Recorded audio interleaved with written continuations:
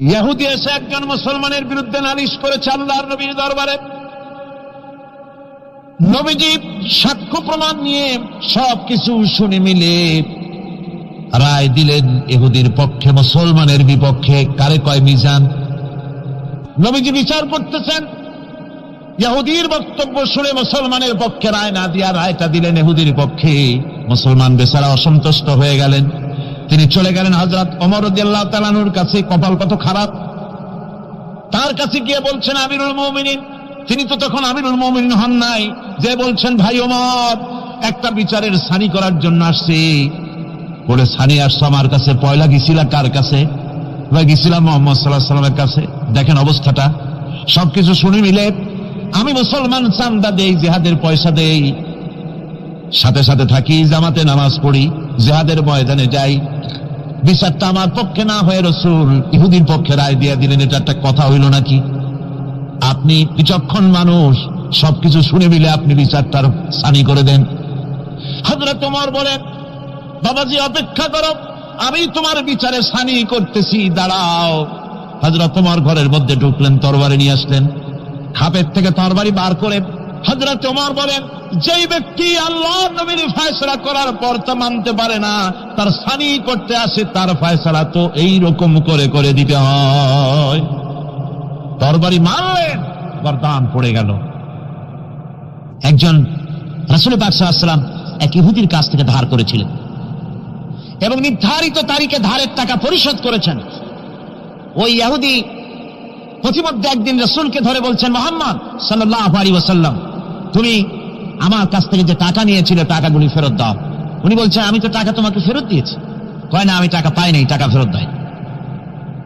হুজুর বলছেন দিয়েছি, আর ও বলছে দাও। এমন সময় একজন সাহাবী এসেছেন, বলছেন হুজুর এখানে কি হচ্ছে? হুজুর বলছেন, এই লোকটার কাছ থেকে আমি টাকা নিয়েছিলাম, টাকাটা ফেরত দিয়েছি, তারপরেও সে আমার কাছে বলছে না আমি ফেরত দেইনি।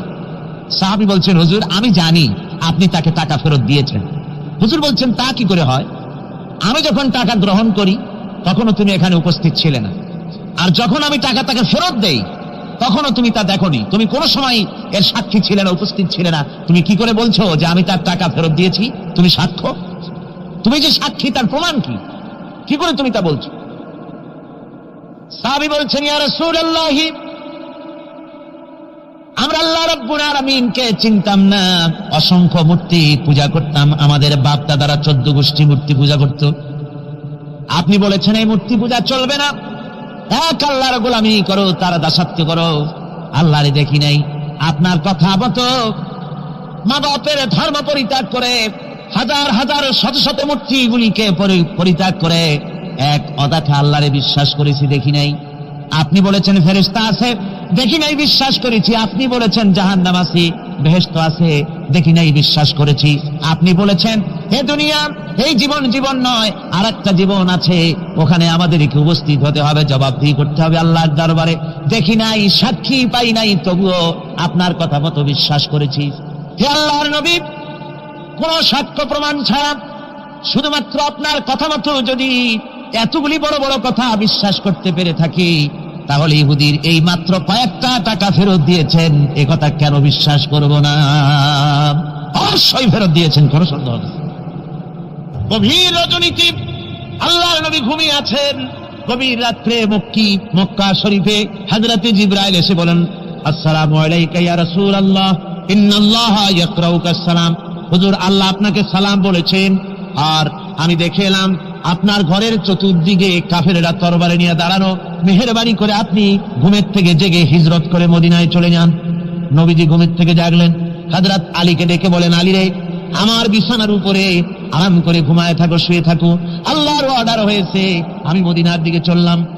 আমার ভাইরা, হযরত শেখ খুদা আলী রাসূলের দিকে তাকিয়ে বলেন, ইয়া রাসূলুল্লাহ, আপনার বিছানায় আপনার চাদর, আপনার কম্বলখানা গায়ে দিয়ে আমি শুয়ে থাকবো।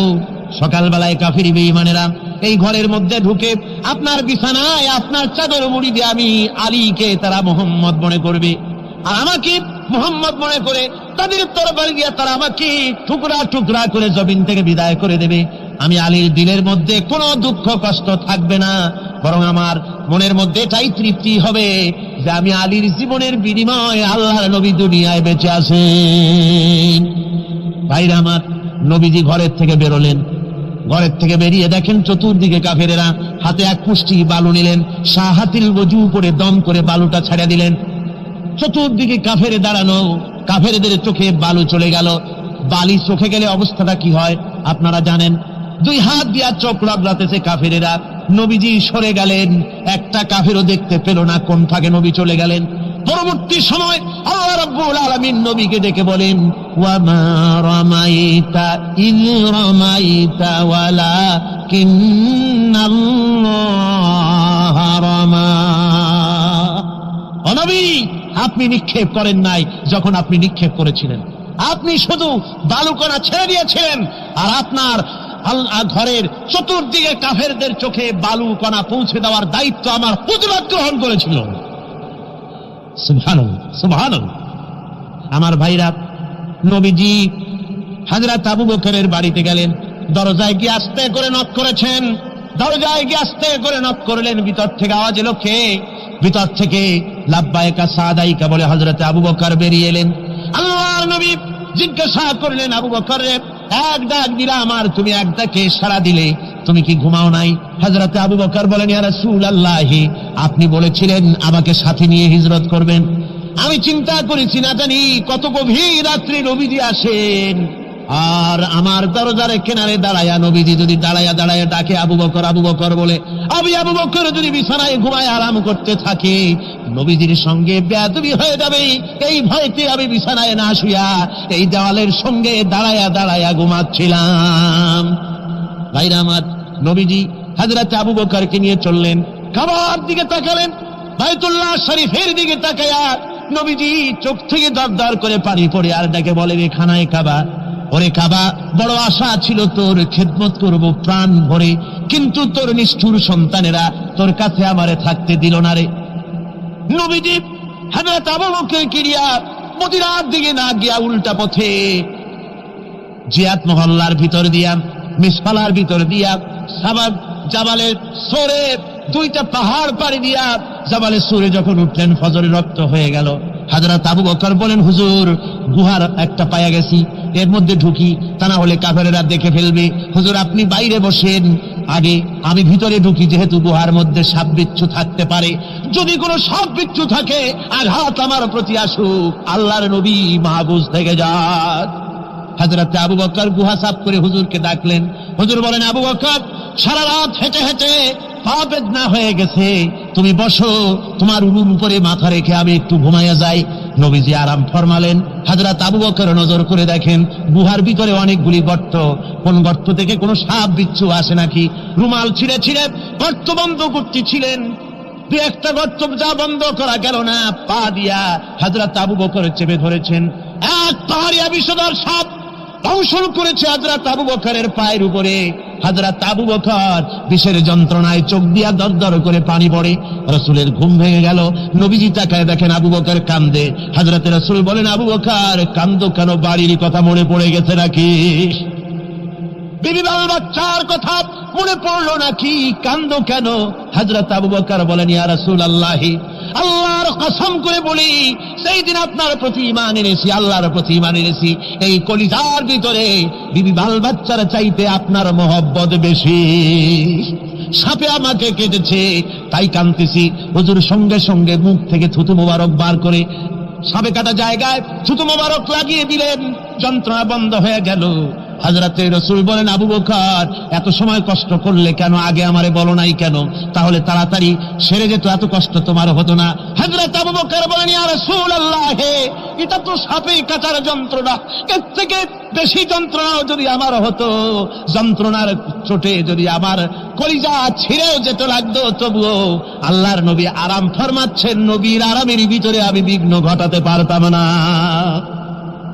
ভাইরা আমার, কাফেরেরা খুঁজতে খুঁজতে দুদিন পরে যখন এই জায়গায় তারা চলে এসেছে, এখানে এসে তারা গুহার কাছে পায়ের চিহ্ন শেষ দেখলো।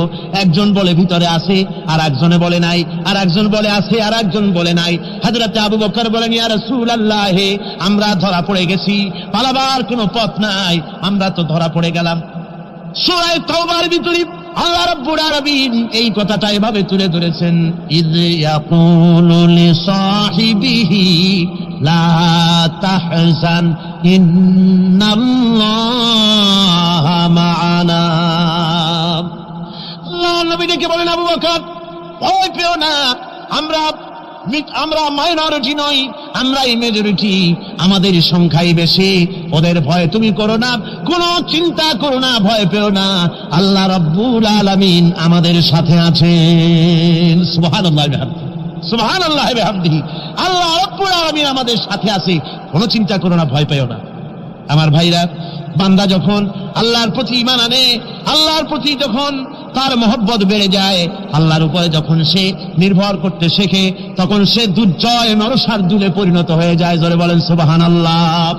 সে বীর পুরুষ, দুর্জয় নরশার্দুল, কারো হুঙ্কার, কারো অগ্নিচক্ষু, হাসির মঞ্চ, সেল জরিমানা, বোমা, কিরিস, রিভলভার, স্টেন গান, কামান, এগুলির ভয়তে ভীত হয় না কে? মুমিন। কে হয় না?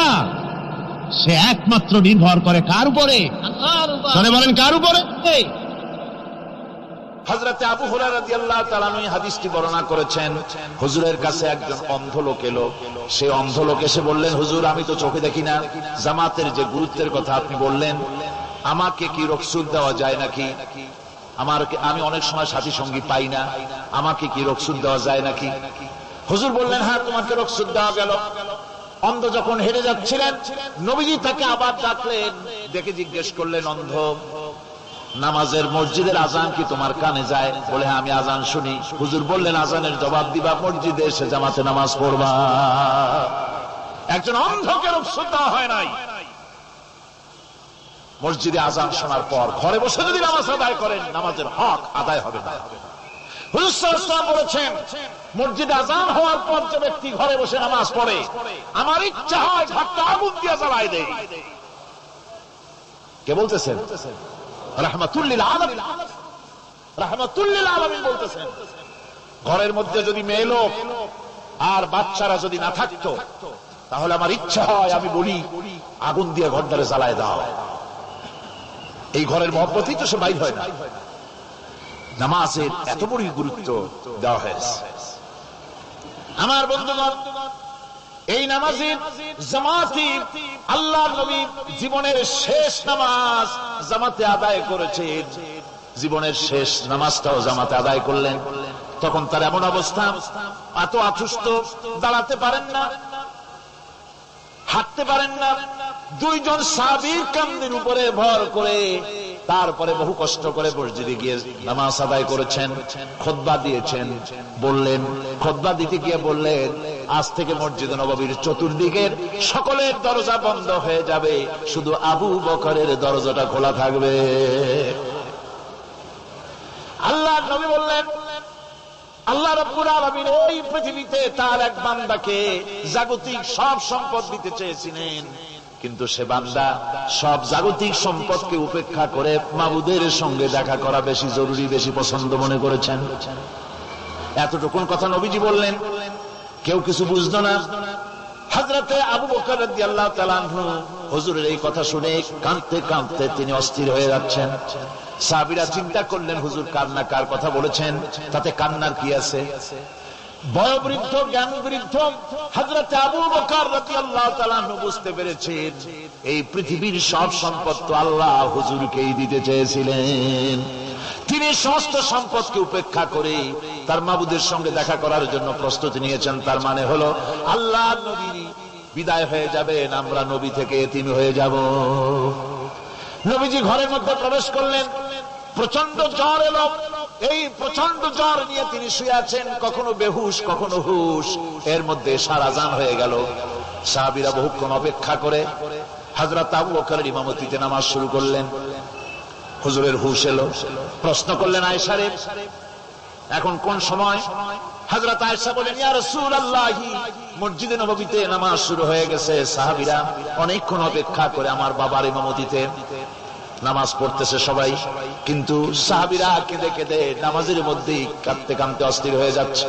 তাদের মনের ধারণা হয়েছে নবীজির পেছনে নামাজ পড়ার কিসমত থেকে তারা মাহরুম হয়ে গেল।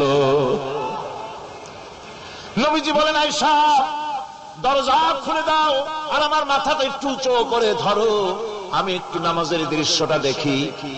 দরজা খুলে দেওয়া হলো, নবীজির মাথা উঁচু করে ধরা হলো। নামাজের জামাতের দৃশ্য দেখে নবীজি আবার শুয়ে পড়লেন। হযরত মা আয়েশা লক্ষ্য করে দেখেন নবীজির দুই চোখের কোণা দিয়া পানি পড়তেছে। মা আয়েশা জিজ্ঞেস করেন, ইয়া রাসূলুল্লাহ, নামাজের দৃশ্য দেখে চোখে কেন পানি এলো? হুজুর বলেন, আয়েশা রে, এটা কোনো দুঃখের পানি নয়, এটা তৃপ্তির পানি। এই যে জামাত নামাজ পড়তেছে লোকেরা, এই জামাত কায়েমের জন্য তায়েফের ময়দানে অনেক রক্ত আমার ঝরেছে।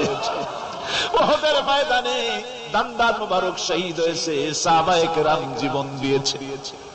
এই যে জামাত আমি দেখতে পেলাম, ভবিষ্যতের একটা ছবি যেন চোখে ধরা পড়লো।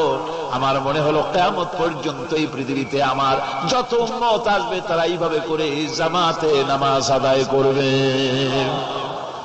নবীজি মাথার কাছে মালাকুল মউত যখন এসে গেছেন, আমার ভাইরা, এই পৃথিবীতে যত নবীরা এসেছিলেন মৃত্যুর সময় সমস্ত নবীরা শেষ কথা যেটা বলেছেন, হাদিস, সমস্ত নবীরা উম্মতের জন্য মৃত্যুর মুহূর্তে শেষ কথা যেটা বলেছেন সেটা হলো আসসালাত, আসসালাত, নামাজ, নামাজ।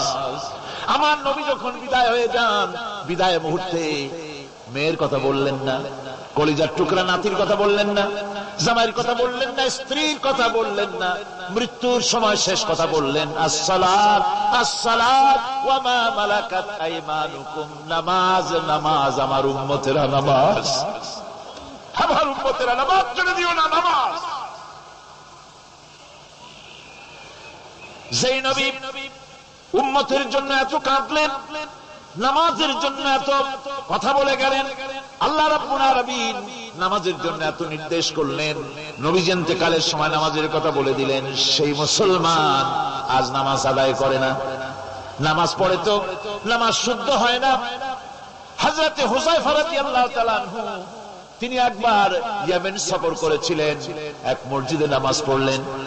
একজনকে তিনি নামাজ পড়তে দেখলেন, নামাজ পড়তে দেখে তিনি অপেক্ষা করলেন। লোকটার নামাজ হয়ে যাওয়ার পর তিনি প্রশ্ন করলেন, আল্লাহর বান্দা, তুমি কতদিন এরকমের নামাজ পড়তেছো?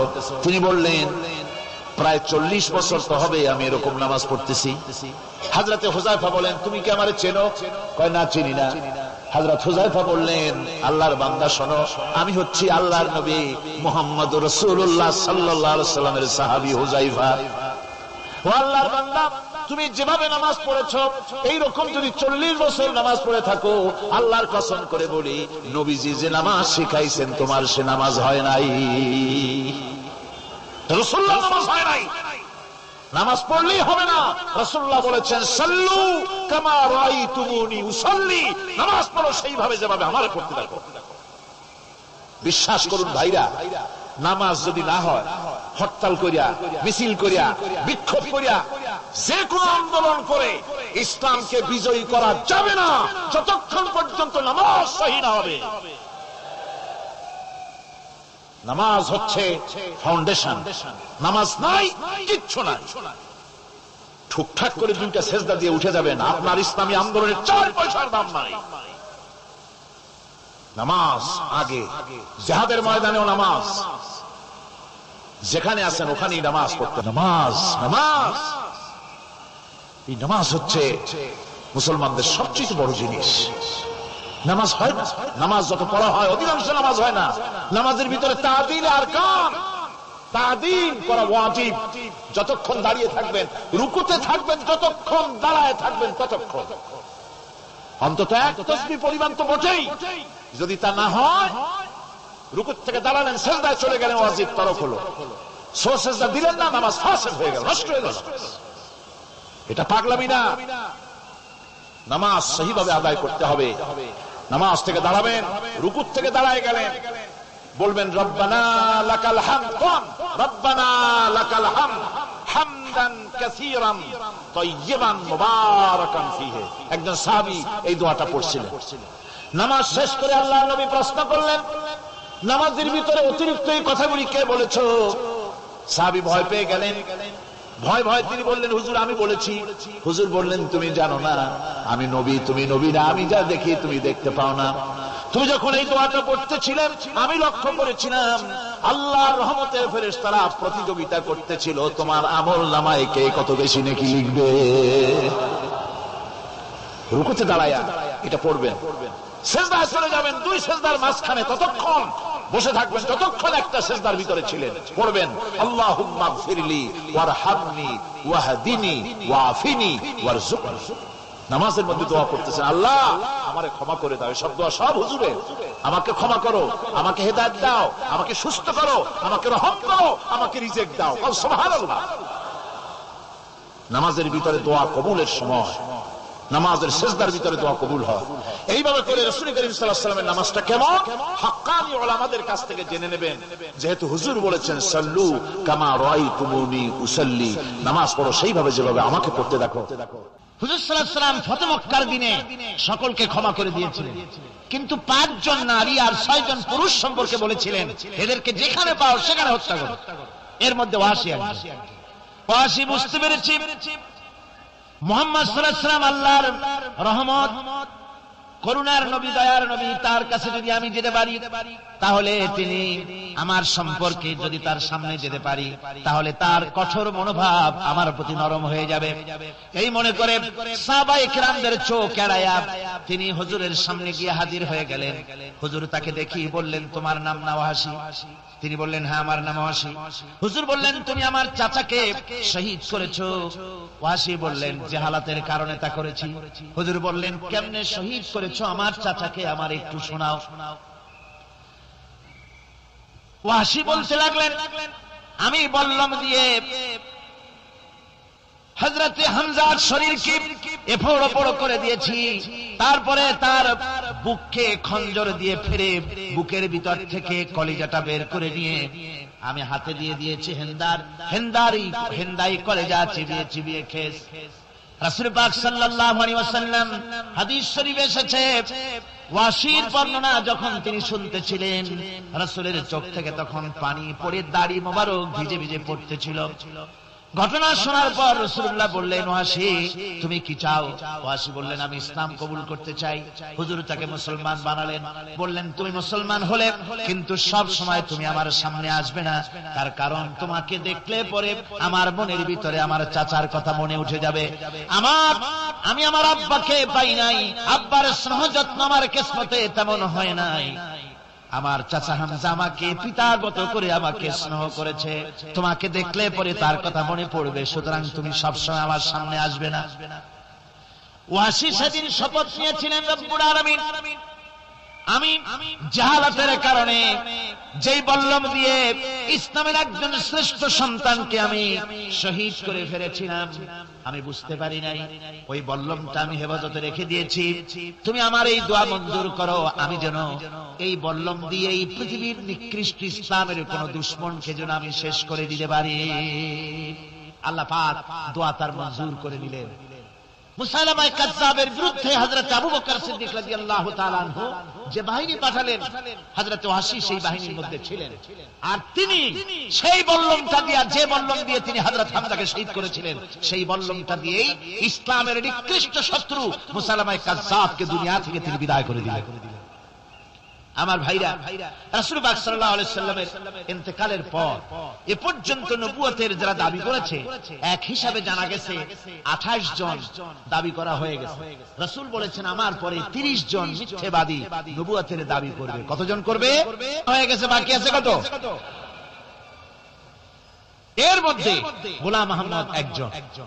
গোলাম আহমদ দাবি করল যে আমি নবী। তার অনেকগুলি বই কিতাব সে লিখল। বইয়ের মধ্যে এক জায়গায় সে লিখেছে, তার বইয়ে এক জায়গায় লিখেছে যে আমি স্বপ্নে দেখলাম আল্লাহ আমার সামনে উপস্থিত, আল্লাহ আমার সামনে এসেছেন পুরুষের আকৃতিতে, আর আমি তখন স্বপ্নের ভিতরে আমি নিজেকে একজন নারীর মতোই মনে করলাম। স্বপ্নের ভেতরেই আল্লাহ পাক পুরুষ হিসাবে আমাকে ব্যবহার করলেন। আমি স্বপ্নের মধ্যেই গর্ভবতী হলাম এবং স্বপ্নের ভিতরে আমি গোলাম আহমদ মসিহে রূপান্তরিত হয়ে গেলাম। নাউযুবিল্লাহি মিন যালিক। গোলাম মোহাম্মদ বলছে আল্লাহ পাক ওহীর মাধ্যমে আমাকে জানিয়েছেন, আল্লাহ আমাকে বলেছেন গোলাম মোহাম্মদ তুমি হচ্ছ আমার সন্তান তুল্য। নাউযুবিল্লাহি মিন যালিক। এইভাবে অসংখ্য মিথ্যে কথা দিয়ে বইপত্র রচনা করেছে। লোকেরা তার কাছে নবুয়তের প্রমাণ চেয়েছে। আসলে শরীয়তের বিধান হচ্ছে হুজুরের পরে যদি কেউ নবুয়তের দাবি করে তাহলে তাকে সে নবী কিনা এর কোন প্রমাণ তার কাছে চাওয়া জায়েজ নাই। যেহেতু প্রমাণ চাইতে গেলে বোঝা যায়, সন্দেহ হয় কিছুটা প্রমাণ দিতে পারলে তাহলে সে নবী হবে। কথা বুঝতে পেরেছেন? এই জন্য রাসূলের পরে যদি কেউ নবুয়তের দাবি করে তাহলে তার কাছে নবুয়তের দাবির কোন প্রমাণও চাওয়া যাইবে না। বিনা প্রমাণে রাসূলের পরে নবুয়তের দাবি যেই করবে সে কি হবে? জোরে বলেন কি হবে? কাফের হয়ে যাবে। দুনিয়ার সমস্ত উলামা, সমস্ত মুহাদ্দিস, সমস্ত মুফাসসির, দুনিয়ার সমস্ত মুফতি সব একমত, কোনো দ্বিমত নাই গোলাম মোহাম্মদ কাদিয়ানী কাফের। তার অনুসারীরাও তার জামানায় মাওলানা আতাউল্লাহ শাহ বুখারী রাহমাতুল্লাহ আলাইহি তার সঙ্গে একটা বহস হলো। যেহেতু গোলাম মোহাম্মদ বলেছিল যে আমার এই 40 দিনের মধ্যে কেউ প্রতিবাদ করুক যেগুলি আমার ওহী নয়। হযরত মাওলানা আতাউল্লাহ শাহ বুখারী রাহমাতুল্লাহ আলাইহি সেই যুগের একজন শ্রেষ্ঠ আলিম, তিনি বললেন আমি তোমার কাছে কোনো প্রমাণ চাই না তুমি নবী কিনা, আমি জানি তুমি মিথ্যাবাদী, তবে তোমাকে বলতে হবে তুমি এই শক্তি কোথায় পেলে। গোলাম মোহাম্মদ বলল কোরআন শরীফেই আছে আমার এই শক্তির উৎস। কোথায়? বলল যে এই যে আয়াতটা আমি আপনাদের সামনে তেলাওয়াত করেছি, ঈসা আলাইহিস সালামের ওই কথাই গোলাম মোহাম্মদ বলল যে হযরত ঈসা আমার সম্পর্কে বলেছেন ইয়াতি মিন বাদ ইসমুহু আহমদ, আমার পরে একজন নবী আসবেন, রাসূল আসবেন, তার নাম হবে আহমদ, আমি সেই আহমদ। মাওলানা আতাউল্লাহ বুখারী বলছেন তোমার নাম তো আহমদ না, তোমার নাম হচ্ছে গোলাম আহমদ। তার অর্থ হলো হযরত ঈসা আলাইহিস সালাম যে আহমদের কথা বলেছেন তুমি সেই আহমদের গোলাম। গোলাম আহমদ বললেন দেখুন আমার নামের প্রথম শব্দ গোলাম, এটা হচ্ছে আমার লকব, আমি আমার নামের লকবটা ছেড়ে দিলাম, বাদ দিয়ে দিলাম, আর ব্যবহার করব না। তাহলে তো আমি আহমদ থাকি, আপনি তো আর আপত্তি করতে পারেন না। মাওলানা বুখারী বললেন নামের প্রথম শব্দ বাদ দেওয়া যদি জায়েজ হয় তাহলে তোমার ফতোয়া দিয়ে আমার নামের প্রথম শব্দ বাদ দিয়ে দিলাম। আমার নাম আতা আল্লাহ, নামের প্রথম শব্দ আতা বাদ দিয়ে দিলাম। তো আতা যদি বাদ দেই তাহলে আল্লাহ হই, আর আল্লাহ হয়ে বলছি তোমার মতো গাধাকে নবুয়ত আমি দেই নাই। এরপর এই পৃথিবীর নিকৃষ্ট পাপী এই কাফেরের মউত হলো কোথায়? জোরে বলেন এই কাফেরের মউত হলো কোথায়? পায়খানার ভেতরে মউত হয়েছে। কিয়ামত যখন হবে তখন সবাই ভয়ে কাঁপতে থাকবে। মহান রব্বুল আলামিনের সামনে কেউ টু শব্দটি পর্যন্ত করার সাহস পাবে না। দুনিয়ায় যত নবী পয়গম্বর এসেছিলেন তারাও সে সময় ভয়ে চুপ থাকবেন। কেবলমাত্র আল্লাহর অনুমতি সাপেক্ষে সেদিন বিশ্বনবী রাহমাতুল লিল আলামিন রাসূলুল্লাহ সাল্লাল্লাহু আলাইহি ওয়াসাল্লাম তার উম্মতের জন্য শাফায়াত করার সুযোগ পাবেন। কিয়ামতের দিন 50,000 বছর মানুষেরা হাসরের ময়দানে দাঁড়িয়ে থাকবে। 50,000 বছর বিচারের দিনটা লম্বা হবে 50 আলফা সানা মিম্মা তাউদ্দুন। এই পৃথিবীতে তোমাদের গণনা মতে 50,000 বছর যত বড় লম্বা, কিয়ামতের বিচারের দিনটা হবে অত বড় লম্বা। মানুষেরা হয়রান হয়ে যাবে। মানুষের মাথার চাঁদি, গুনাহগারের মাথার চাঁদি ফেটে গিয়া মগজগুলি গলে গলে পড়তে লাগবে, জিহ্বাটা ঝুলে কুকুরের মতো নাভিস্থল পর্যন্ত পড়ে যাবে। সারা ময়দানে পানি পানি বলে চিৎকার হতে লাগবে। মানুষেরা বিভীষিকাময় দৃশ্য দেখে হয়রান হয়ে যাবে, ভয়ের চোটে কলিজা গলার কাছে চলে আসবে, কোনো উপায় নাই। মানুষেরা হয়রান হয়ে গিয়ে হযরত আদম আলাইহিস সালামের কাছে যাবেন, আল্লাহর কাছে একটু সুপারিশ করেন আমাদের বিচার হয়ে যাক। হযরত আদম বলবেন আমার দ্বারা সম্ভব নয়, আমি নিজে আল্লাহর হুকুমকে ভঙ্গ করেছিলাম, জানি না আল্লাহ রাব্বুল আলামিন আমার সাথে আজকে কি ব্যবহার করেন। মিয়া সাহেব মাথা খাটা, বুদ্ধি খাটা, চিন্তা করেন আকল দিয়ে, বিবেক দিয়ে। আবাল বাশার আদম আলাইহিস সালাম আল্লাহর দরবারে কথা বলতে সাহস পাবেন না, বলবেন নূহের কাছে যাও, নূহ আলাইহিস সালাম বলবেন আমি পারবো না। ইব্রাহিমের কাছে চলে যাও, ইব্রাহিম আলাইহিস সালাম বলবেন আমিও পারবো না। সকলে এক এক অজুহাত দিবেন, বলবেন যাও মুসা আলাইহিস সালামের কাছে, তিনি বলবেন আমিও পারবো না। যাও ঈসা আলাইহিস সালামের কাছে, হযরত ঈসা বলবেন আমি তো পারবোই না, কারণ গোটা পৃথিবীর শত শত কোটি নাসারা আমারে আল্লাহর ছেলে বলেছে, আমি তো তাদেরকে কথা বলতে পারি নাই, জানি না আজই হাসরের ময়দানে আল্লাহ রাব্বুল আলামিন আমার সাথে কি ব্যবহার করেন। তবে আমি একটা পরামর্শ দিতে পারি, আল্লাহ রাব্বুল আলামিনের দরবারে আজকে কেবল কথা বলতে পারবেন বিশ্ব নবী জনাবে মুহাম্মদুর রাসূলুল্লাহ সাল্লাল্লাহু আলাইহি ওয়াসাল্লাম। হাসরবাসীরা তার কাছে যাবে, নবীজি মাকামে মাহমুদে আল্লাহর দরবারে সিজদায় পড়ে যাবেন। এই সিজদায় কত কাল চলে যাবে আল্লাহ পাক ভালো জানেন। সিজদায় পড়ে শুধু কাঁদতেই থাকবেন। রব্বুল আলামিন বলবেন হাবিব মাথা উঠান, আপনার দরখাস্ত আমি আল্লাহ রব্বুল আলামিন মঞ্জুর করে নেব।